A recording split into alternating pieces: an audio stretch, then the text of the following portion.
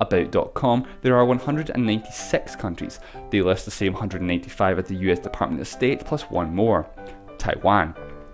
The situation with Taiwan is an incredibly complex one that basically boils down to whether Taiwan is its own country or part of China.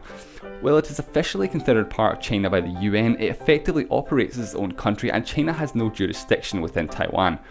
Taiwan's official name, by the way, is the Republic of China, not to be confused with the People's Republic of China, or as they're more commonly known, well, China. To fully understand the situation, we need to go all the way back to 1895 when the Japanese Empire took control of the island of Taiwan from the Qing dynasty. After the fall of the dynasty in the early 20th century, the Republic of China was established in 1912 and the Nationalist Party were elected government. In 1921, the Communist Party of China was founded with very different ideological views, and in 1927 the Chinese Civil War began between the Nationalists and the Communists. Japan took the Civil War as an opportunity to invade China in 1931, and for years the Civil War continues until 1937 when Japan began a full-scale invasion of China and took control of the city of Beijing. The Civil War was temporarily put on hold so China could defend its land from the Japanese. In 1941, Japan bombed Pearl Harbor, causing immediate declaration of war on Japan by the United States and began their involvement in World War II. In August 1945, the United States dropped atomic bombs in the Japanese cities of Hiroshima and Nagasaki, and the Allied forces issued Japan with a surrender ultimatum known as the Potsdam Declaration. The agreement stated, among other things, that Japan must relinquish control of land that they had acquired via force, and this included the island of Taiwan obtained 50 years previously from the Qing dynasty. The Allies gave two choices to Japan, an unconditional surrender or face, and I quote, prompt and utter destruction. On the 2nd of September, Japan signed the agreement which put an end to the Second World War. Sovereignty of Taiwan was therefore handed over to the Republic of China. Later that year, the United Nations was founded, with the Republic of China as one of its founding members and one of the permanent members of the Security Council. The original Big Five were effectively the same as today, except with the Republic of China and the Soviet Union instead of the People's Republic of China and the Russian Federation, respectively.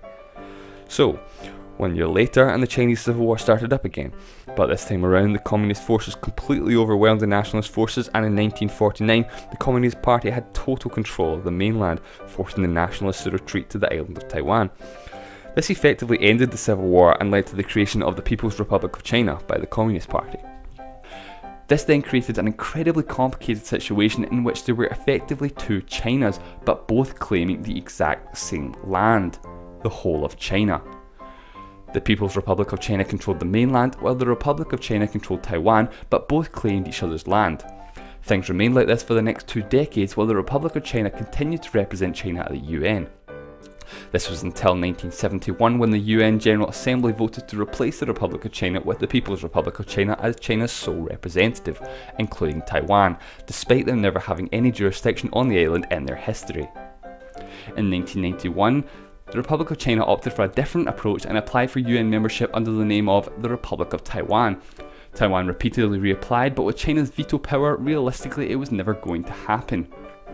The current president of Taiwan, however, does not want independence and said in his inaugural address, no reunification, no independence, no war.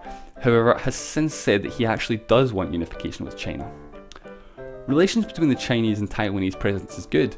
They both agree Taiwan should not be an independent country, they both adhere to the One China policy. Unfortunately, they still can't agree on who actually has sovereignty over China. Still, Taiwan is pretty much like any other country. They have their own passports, their own president, their own government, their own military. They even take part in sporting events such as the Olympics and the FIFA World Cup, albeit under the pseudonym Chinese Taipei to keep China happy. So, while very few countries officially recognise Taiwan as a country or the Republic of China as the legitimate government of China, most countries do recognise Taiwan unofficially and have Taiwan embassies within their countries. But countries tend to avoid officially recognising Taiwan as a country as it pisses off China. This is the reason why the US Department of State lists 195 countries and excludes Taiwan.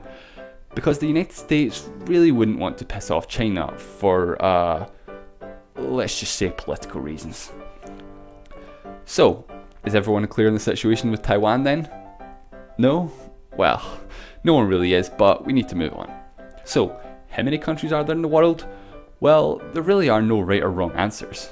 Well, I mean there are wrong answers. 5, for example, is a wrong answer, but because of the ambiguity of the word country, there isn't one generally accepted answer. Hopefully you understand that the point in this video is that I wanted to provide you with the necessary information so that you could apply your own judgment to get the answer.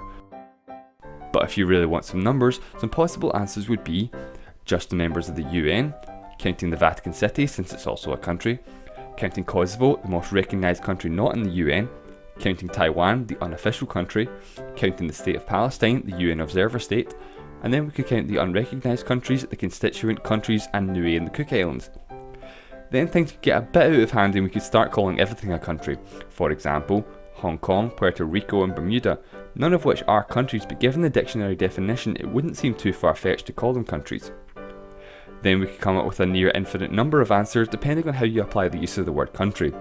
But it seems the most widely accepted answer is 196. But it's important that you understand the answer of 196 so that if something changes you can adjust the number accordingly. Or not. For example, if Kosovo hypothetically became the 194th member of the UN, there would still be 196 countries. But if you used 194 as your answer, then you would need to add one. An important note to end on is that everything in this video is correct at the time it was uploaded in late June of 2013, and things may have changed depending on when you're watching this. Well, thank you very much for watching my very first YouTube video, and be sure to subscribe because I have dozens more ideas for videos that I can't wait to start making. Thanks again.